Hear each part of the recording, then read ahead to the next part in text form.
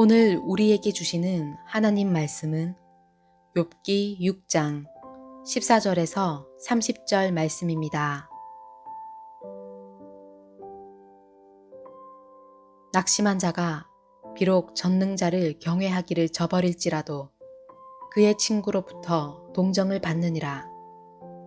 내 형제들은 개울과 같이 변덕스럽고 그들은 개울의 물살같이 지나가누나.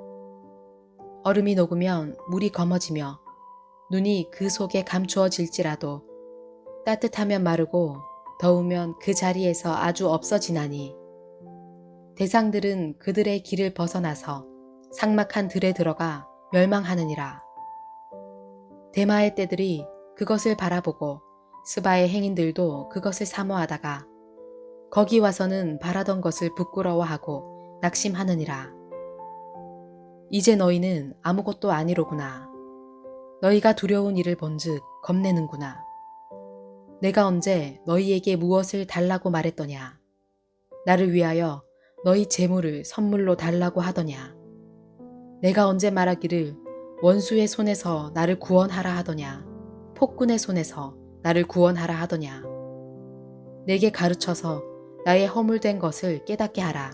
내가 잠잠하리라. 옳은 말이 어찌 그리 고통스러운고 너희의 책망은 무엇을 책망함이냐. 너희가 남의 말을 꾸짖을 생각을 하나 실망한 자의 말은 바람에 날아가느니라. 너희는 고아를 제비 뽑으며 너희 친구를 팔아 넘기는구나. 이제 원하건대 너희는 내게로 얼굴을 돌리라. 내가 너희를 대면하여 결코 거짓말하지 아니하리라. 너희는 돌이켜 행악자가 되지 말라. 아직도 나의 의가 건재하니 돌아오라. 내 혀에 어찌 불의한 것이 있으랴. 내 미각이 어찌 속임을 분간하지 못하랴.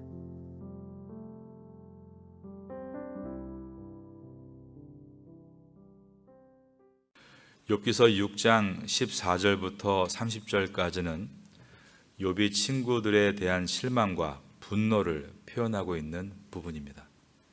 오늘 본문의 첫 절인 6장 14절을 보겠습니다. 낙심한 자가 비록 전능자를 경외하기를 저버릴지라도 그의 친구로부터 동정을 받느니라. 욥은 낙심한 사람이 있는데 그 사람이 비록 하나님을 경외하지 않는다 할지라도 진정한 친구들이라면 그를 동정하고 위로하는 것이라고 했습니다. 그러나 자신의 친구들은 그렇지 않다라고 말합니다. 15절입니다. 내 형제들은 개울과 같이 변덕스럽고 그들은 개울의 물살같이 지나가누나. 여기서 이 개울은 팔레스틴에 흐르는 계절천 와디를 말합니다. 이스라엘 성지순례를 가면 이 와디들을 만날 수 있습니다.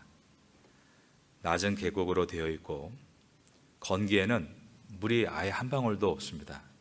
그래서 사람들과 약대들의 이동 통로로 사용됩니다.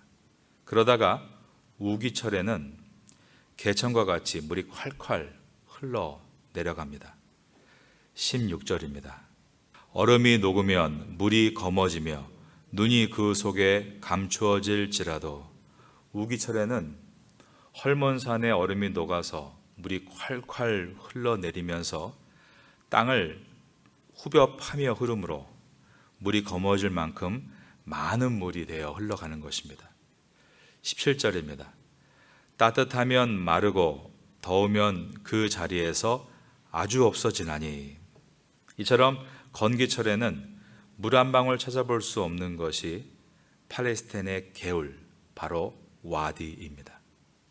이 와디의 특성을 모르는 사람들은 우기 때 와서 엄청난 물의 양을 보고 목을 축인 경험 때문에 건기 때도 물을 구하기 위해 와디로 왔다가 낭패를 보는 일들이 많이 있었습니다. 건기가 되면 개천은 사라져버리고 메마른 먼지만 날리는 곳이 와디이기 때문입니다. 욥은 이것을 비유로 들면서 이와 마찬가지로 욥이 재물이 많고 건강할 때 이 세 명의 친구들과 호용호제할 때는 정말 서로가 행복한 우정을 나누었다는 것입니다. 그러나 재물을 다 잃고 몸에 병이 들었을 때 세 명의 친구는 메마른 와디와 같이 욥을 대하고 있다라는 것이었습니다. 욥이 친구들에게 기대한 것은 물질의 도움이 아니었습니다.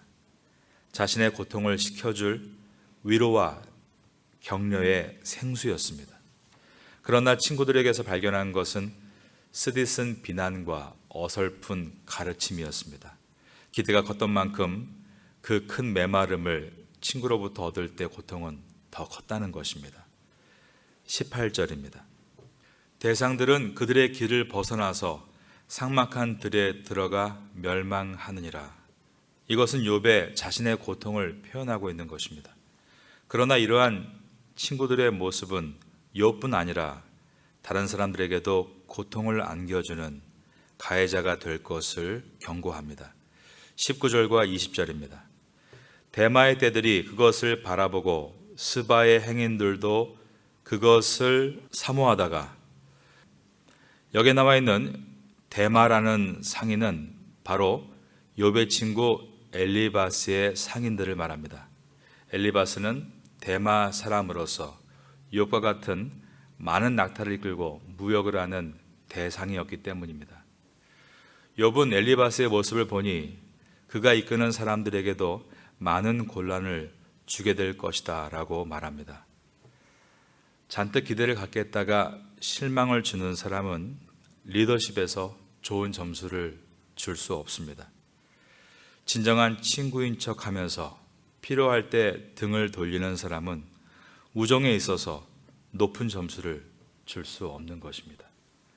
둘 다 와디와 같은 사람들입니다. 우리가 의지할 수 있는 분은 오직 나의 주이시자 친구이신 예수 그리스도 한 분이시지만, 우리가 다른 사람을 대할 때는 그리스도인으로서 상대방이 의지할 수 있고 신뢰할 수 있는 친구가 되어줘야 합니다. 와디와 같이 기대한 만큼 큰 실망을 안겨주는 사람이 아니라 그리스도를 닮은 그리스도인이 되어 완벽하지는 않지만 기대와 실망의 간격을 점점 좁혀나가는 사람이 된다는 마음을 갖고 우린 이것을 위해서 기도해야 하는 것입니다. 우리 모두가 진정한 그리스도인 될 수 있기를 주님의 이름으로 축원합니다. 21절을 보겠습니다. 이제 너희는 아무것도 아니로구나. 너희가 두려운 일을 본즉 겁내는구나. 욥의 친구들이 본 두려운 일이란 욥이 망하는 모습이었습니다. 같은 동정업계에서 가장 앞서 있었던 욥의 사업이 완전히 망하는 것을 보면서 그들은 두려웠다는 것입니다. 그들은 자기 수하에 있는 사람들과 사업에 관계된 사람들이 요동하지 않도록 이 상황을 해석해내야 했습니다. 그들은 욥이 지은 죄의 결과로 이렇게 파산을 맞은 것이다. 권선징악, 인과응보로 결론을 내렸습니다. 그들은 욥을 주목해 보지 않았습니다. 아래에 있는 6장 28절을 한번 보겠습니다. 이제 원하건대 너희는 내게로 얼굴을 돌리라. 내가 너희를 대면하여 결코 거짓말하지 아니하리라. 이 말은 그들이 욥을 쳐다보지도 않고 고개를 돌리고 있었다는 뜻입니다. 욥의 친구들은 욥의 온몸에 종기가 바라고 고통 가운데 있는 모습을 쳐다보지도 않고 있었던 것입니다. 욥은 친구들에게 물질적인 도움이나 희생을 바라는 것이 아니라고 말합니다. 22절입니다. 내가 언제 너희에게 무엇을 달라고 말했더냐? 나를 위하여 너희 재물을 선물로 달라고 하더냐? 자기를 대신해서 원수를 갚아달라는 것도 폭군의 손에서 구원해 달라는 것도 아니다라고 했습니다. 23절입니다. 내가 언제 말하기를 원수의 손에서 나를 구원하라 하더냐? 폭군의 손에서 나를 구원하라 하더냐? 다만 욥은 친구들의 공감과 따뜻한 위로를 바랬던 것뿐입니다. 그러나 친구들은 욥이 탄식하며 하나님께 절규한 내용을 가지고 욥의 말을 꼬투리 잡으며 책망했습니다. 욥은 그들의 행동에 대해서 이는 고아를 제비 뽑고 친구를 팔아 넘기는 것 같다라고 말을 합니다. 27절입니다. 너희는 고아를 제비 뽑으며 너희 친구를 팔아 넘기는구나.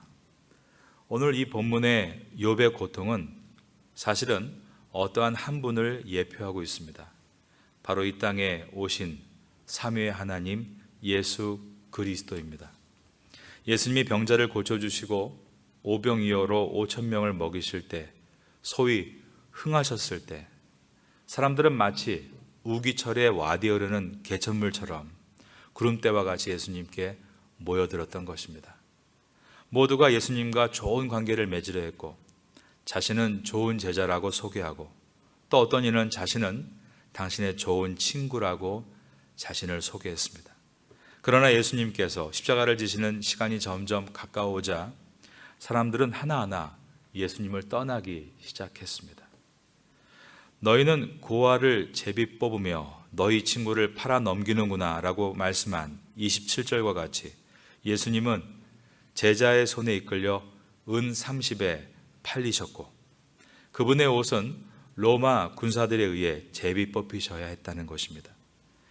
28절에서 이제 원하건대 너희는 내게로 얼굴을 돌리라 라고 욥이 친구들에게 말했던 것과 같이 예수님의 제자들도 모두가 예수님으로부터 얼굴을 돌렸습니다.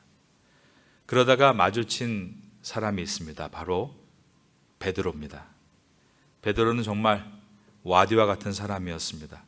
자신이 만족스러울 때는 예수님을 향해서 주는 그리스도시요 살아계신 하나님의 아들이십니다 라며 주님을 향한 사랑과 우정을 강과 같이 쏟아낸 사람입니다. 모두가 주님을 버릴지라도 나는 결코 당신을 버리지 않겠습니다 라고 허언장담을 했던 사람입니다. 그러나 예수님께서 잡혀가셔서 대제사장의 뜰에서 신문을 당하시자 그는 예수님을 모른다라고 3번이나 부인했습니다. 누가복음 22장 60절에 보면 3번째 부인할 때였습니다. 베드로가 이르되 이 사람아 나는 내가 하는 말을 알지 못하노라고 아직 말하고 있을 때에 닭이 곧 울었더라 라고 되어 있습니다. 그런데 바로 그 순간입니다. 이어지는 61절에 보면 예수님과 베드로의 눈이 마주친 것입니다. 주께서 돌이켜 베드로를 보시니 베드로가 주의 말씀 곧 오늘 닭 울기 전에 내가 3번 나를 부인하리라 하심이 생각나서 밖에 나가서 심히 통곡하니라. 이때 예수님의 눈빛이 어떤 눈빛이었을까? 그 눈빛은 분명 베드로를 책망하는 눈빛은 아니었습니다. 그 눈빛은 죄인을 긍휼히 여기시는 사랑의 눈빛이었습니다. 그러기에 베드로는 주 앞에 돌아올 수 있었던 것입니다. 주님은 우리의 약함을 아십니다. 우리의 고통을 다 아시는 하나님이십니다. 욥은 자신을 찾아온 친구들에게 위로를 얻기를 바랬습니다. 그러나 그들은 위로를 주는 대신 훈계와 책망을 줬습니다. 그리고 눈도 마주치지 않고 고개를 돌리고 외면했습니다. 이러한 태도로는 상대방을 회복시킬 수도 없고 구원에 이르게 할 수도 없습니다. 예수님께서 나를 어떻게 대하셨는가를 생각할 때 우리는 상대방에게 온전하게 다가갈 수 있습니다. 예수님은 나의 거만함에 대해서 끝까지 기다려 주셨습니다. 뭔가 아는 척하고 뭔가 이른 척했던 나의 거만함을 말입니다. 예수님은 나의 게으름과 나태함을 끝까지 기다려 주시고 치유되도록 인도해 주셨습니다. 모두가 겉으로는 참 근면한 척, 항상 최선을 다하는 척 하지만 혼자 집안에 있을 때 아무도 없는 그 순간에 나의 악하고 게으른 모습은 나 혼자 있는 그 시간에 주님은 함께 하시며 다 보고 계셨습니다. 그럼에도 불구하고 우리를 끝까지 기다려 주시고 기대해 주심으로 우리는 오늘도 이와 같이 주 앞에 나올 수 있는 것입니다. 그러므로 말씀과 기도의 거울로 주님 앞에 자신을 비춰볼 때 내가 얼마나 우매하고 거만했었는가를 돌아볼 때 그때 주님이 나에게 하셨던 것처럼 우리도 상대방에게 그렇게 해야 될 것을 다짐하게 됩니다. 와디와 같이 자신들과 공감되는 사람 혹은 공감되는 상황에서만 격하게 반응하고 자기가 보기에 아니다 싶으면 바짝 마른 개울과 같이 냉소적으로 고개를 돌리는 사람이 아니라 예수 그리스도와 같이 우리는 그리스도인이 되어 은혜가 있고 긍휼이 있고 공감과 위로가 있는 사람이 되기를 사모해야 하는 것입니다. 저와 친구처럼 동역하는 태국 목사님 한 분이 암 말기 판정을 받고 고통 가운데 계십니다. 얼마 전에 연락이 왔습니다. 인삼을 좀 구해달라 부탁을 한 것입니다. 저는 저희 아버지도 저의 장인어른도 모두 암으로 떠나 보내야 했기 때문에 암 말기의 상황을 그래도 좀 알고 있습니다. 어떤 약도 별로 도움을 주지는 못한다는 것을 잘 알고 있습니다. 그러나 별 도움이 안 돼도 필요한 것을 요구했을 때 그것을 체험받을 때의 그 마음은 약의 효력보다 자신이 아직 잊혀지지 않았구나, 사람들이 아직 나의 가치를 귀하게 여겨주는구나, 그것을 기뻐한다는 것도 알게 됐습니다.